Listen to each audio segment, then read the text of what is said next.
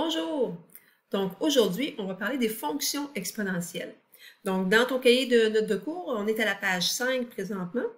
Et tout de suite en partant, on te présente une fonction. Je vais changer de couleur de crayon. Donc on te présente l'équation de la fonction exponentielle. Si ça te dérange de f de x, donc je sais que parfois les élèves n'aiment pas beaucoup cette façon, cette notation-là, tu peux toujours écrire dans le fond y est égal à a fois c exposant x.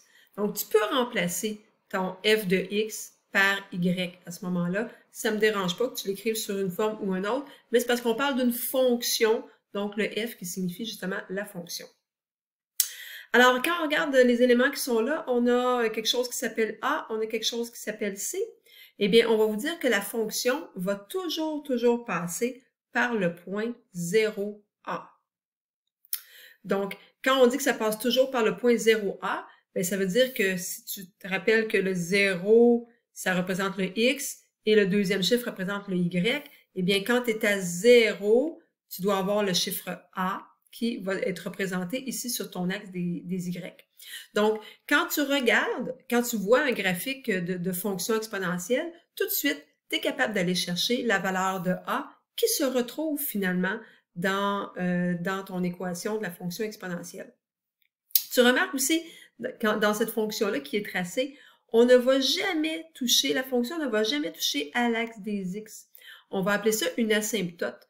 Donc, l'asymptote va être en y égale 0, c'est-à-dire que ton y ne sera jamais égal à 0 pour une fonction exponentielle. Donc, ne touche jamais à l'axe des x parce que justement, il y a une asymptote en y égale 0. Donc, ton y ne pourra jamais être égal à 0. On va dire que ta fonction va avoir un a qui est positif, comme c'est le cas ici. Donc, le a va être positif quand tu es dans la partie du haut du plan cartésien. Et à l'inverse, quand tu as un a qui est négatif, tu vas te retrouver avec une fonction qui va être en bas de ton plan cartésien. Et là, je ne sais pas si vous vous rappelez des fameux cadrans, mais si je divise un plan cartésien en 4 sections, j'ai le cadran numéro 1, cadran 2, cadran 3 et 4. Donc, pour les numéroter, c'est inverse des aiguilles d'une montre. Donc, ça veut dire que quand ton A est positif, tu te retrouves dans le cadran 1, cadran 2. Donc, cadran 1 et 2. Tandis que quand ton A est négatif, ta fonction va être en bas dans les cadrans 3 et 4. Donc, ça, c'est la partie un peu plus théorique. Alors, si on s'en va voir comment tracer une fonction, eh bien, on se rappelle que ce qu'on a ici devant, on appelle ça A. Un quart, excuse-moi, ça c'est ce qu'on avait appelé C. Et on a notre exposant qui est ici. Le A, ce qu'on peut voir tout de suite, il est positif. Ce que ça me donne comme indication, on a dit, quand le A est positif, ma fonction sera dans le haut de mon plan cartésien. Alors, ce qu'on va faire, c'est qu'on va aller déterminer des points x, y. Donc, je vais me faire une table des valeurs. Comme j'ai dit tantôt, là, si tu n'aimes pas f de x, tu peux remplacer ça par y. Sinon, tu peux écrire f de x aussi. Ça revient au même. Et là, ma table des valeurs, souvent, je vais aller voir pour des nombres qui sont près de 0. Donc, par exemple, si x est égal à moins 2, x est égal à moins 1, x est égal à 0, x égale 1 et x égale 2. Et je vais aller calculer les valeurs de y à ce moment-là. Donc, si j'ai un x qui est égal à moins 2, et là, vous pouvez vous servir de votre calculatrice pour trouver la réponse si vous voulez. Alors, si mon x est égal à moins 2, ça va me faire moins 2 ici, parce que j'ai déjà un moins et je vais avoir mon moins 2. Donc, ça revient à un quart exposant 2. Et à ce moment-là, ma fonction, mon y, va me donner un huitième. Donc, vous pouvez le taper sur votre calculatrice si vous voulez. Donc, pour x est égal à moins 2, je vais avoir un y de 1 huitième. Si maintenant j'ai moins 1, ça va me faire moins 1. Donc, j'avais déjà un moins avec mon x et je remplace mon x par moins 1. Donc, je vais avoir un quart exposant 1. Donc, ça veut dire que ça reste à 1 quart. Et 2 fois 1 quart, ça va me donner une demi. Si je remplace plutôt par 0, n'importe quoi exposant 0 devient 1. Donc, mon 1 quart, à ce moment-là, 1 quart exposant 0 devient 1. 2 fois 1 fait 2. Comme je disais, vous pouvez toujours prendre votre calculatrice aussi. Je remplace mon x par 1. Je vais avoir 1 quart exposant moins 1. Un exposant négatif va avoir comme effet d'inverser le numérateur et le dénominateur, ce qui fait que je vais me retrouver avec 2 fois 4 qui me donne 8. Et finalement, 1 quart exposant moins 2, je vais l'inverser, mais en plus, je vais faire exposant 2. Donc, 4 exposant 2 fait 16, et 16 fois 2, 32. Une fois que j'ai complété ma table de valeurs, je vais venir, dans le fond, faire mon diagramme. Donc, pour une échelle de 1 sur 1 ici, c'est ce que je vais faire. Alors, quand mon x est égal à moins 2, mon y est égal à 1/8, donc je vais être très proche, un petit point ici, je vais être très proche de mon axe, des y. Quand mon x est égal à moins 1, je vais avoir une demi. Donc, je reprends carrément les points que j'ai trouvés ici dans ma table des valeurs. Quand mon x est égal à 0, ça me donne une valeur de 2. Et on a dit que ça, dans le fond, c'est le fameux A dans notre formule. Ensuite, pour 1, ça me donne 8. Donc, 1, 2, 3, 4, 5, 6, 7, 8. Je me retrouve à peu près ici, là. Donc, on voit que ma fonction, là, va venir se promener comme ça ici. Donc, je vais essayer de bien la tracer. Là, c'est vraiment pas évident avec ma tablette graphique. Donc, si elle n'est pas parfaite, vous m'excuserez. Donc, je suis supposée faire une ligne relativement droite. Je passe par mes points. Je m'en vais vers le haut comme ça. OK? C'est pas super, là, mais je pense que vous comprenez quand même le principe. Donc, j'ai une droite ici, une courbe plutôt que je viens de tracer, et ça représente ma fonction exponentielle. On a des petites questions ensuite à répondre en lien avec ça. Puis je ne sais pas si c'est des choses que vous vous rappelez bien, donc on va y aller doucement. Alors, quand on parle du domaine, moi j'ai des trucs pour parler du domaine et de l'image. Quand on voit dans un film quelqu'un qui dit qu'il y a un grand domaine, un grand domaine, c'est une grande terre, c'est un grand territoire, c'est que tu as une maison avec beaucoup de terrain autour. Donc, quand tu as un domaine, ce que tu regardes, c'est comment c'est vaste, mais à l'horizon.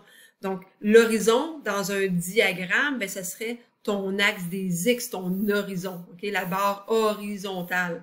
Donc, quand on parle du domaine, dans le fond, je vais vouloir regarder ma fonction sur les X. Quand on parle de l'image, moi, le mot image, ça me fait penser à nuage, hein, ça rime ensemble. Et un nuage, c'est dans le ciel, c'est en hauteur, c'est vertical. Donc, je vais aller voir comment se comporte ma fonction sur la verticale. Donc, c'est plutôt sur l'axe des X. Donc, domaine, pour moi, c'est l'axe des Y et image, c'est l'axe des... excuse-moi, domaine, c'est l'axe des X et image, c'est l'axe des Y. Donc, comment va varier ma fonction? Elle peut prendre tout l'espace des X. Donc, si tu regardes comparativement avec les Y, pour les Y, il y a des endroits que ma fonction ne peut pas aller. On a dit qu'elle sera jamais égale, que mon Y sera jamais égal à 0, ce qu'on a appelé l'asymptote, et que ma fonction ne sera jamais non plus dans le bas du graphique quand j'ai un A positif. Donc, pour les Y, il y a certaines restrictions. Mais pour les X, ma fonction peut aller se promener partout ici. Donc, on va dire que c'est partout dans les réels. Tandis que pour l'image, eh bien là, c'est plus restreint, c'est-à-dire que ça ne pourra jamais être égal à 0. Donc, on va dire que 0 est exclu, mais ça pourrait être plus grand que 0, donc jusqu'à l'infini, et l'infini, elle, est toujours exclue. Donc, mon domaine, c'est les réels, et mon image, c'est de 0 à l'infini, donc de 0 à plus l'infini. Ma fonction, elle ne peut pas toucher à 0, donc 0 étant exclu, jusqu'à l'infini. L'ordonnée à l'origine, c'est notre fameux A. Donc, l'ordonnée à l'origine ici était égale à 2. On pouvait le voir dès le départ dans notre formule qu'on avait ici, là, notre petit 2 qui était là. Ensuite, on nous demande la croissance. Donc, on peut avoir quelque chose qui est croissant comme ça, ou on peut avoir quelque chose qui est décroissant, qui descend. Donc, ici, ma fonction, elle est effectivement croissante.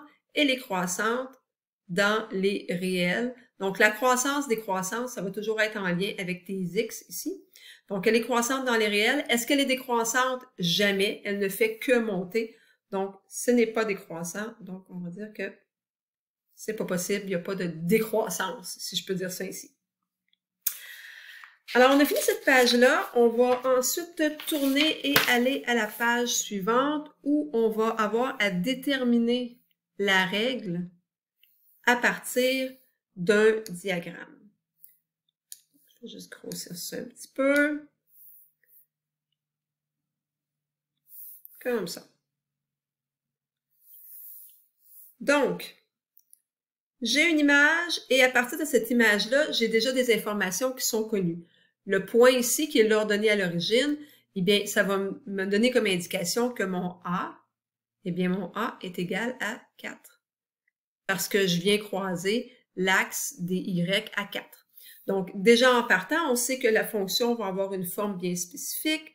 La forme sera de Y est égal à A fois C, exposant X. Et là, ce qu'on vient de dire, c'est qu'on connaît le A. Donc, on pourrait aller réécrire. Y est égal à 4 fois C, exposant X. Alors, on se retrouve avec 3 inconnus. Par contre, on a un autre point ici qu'on connaît. Donc, on peut aller remplacer notre X et notre Y par les valeurs connues. Donc, c'est ce que je vais écrire ici. Remplacer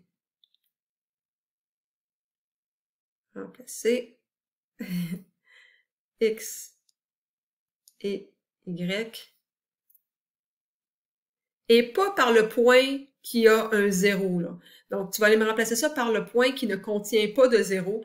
Donc, pas le point de l'ordonnée à l'origine. Donc, remplacer X et Y, je vais marquer par l'autre point. L'autre point. OK. Donc, ce que ça va donner. Mon Y, je le remplace par 4 tiers. C'est ce que j'ai ici. Est égal à 4 fois C. Et mon X est égal à moins 1. Alors, c'est ce que je vais aller résoudre. Donc, je veux isoler mon C pour trouver la valeur de C. Donc, je vais avoir à diviser par 4 de chaque côté. Donc, si je divise par 4 de ce côté-ci, et je vais donc avoir à diviser par 4 de l'autre côté aussi. Ce que ça va me donner, eh bien, je vais avoir 1 tiers est égal à C moins 1. Alors, C moins 1, ça veut dire l'inverse de C. Donc, ça veut dire que 1 tiers est égal à 1 sur C. Alors, si je veux aller inverser mon 1 sur C, je dois aussi inverser mon 1 tiers. Donc, C va être égal à 3. C égale à 3. Donc, ma formule sera de Y est égal à 4 fois 3x. Et j'ai trouvé la règle, dans le fond, du graphique qui était ici. Et c'est tout. Donc, ça termine la vidéo sur la fonction exponentielle.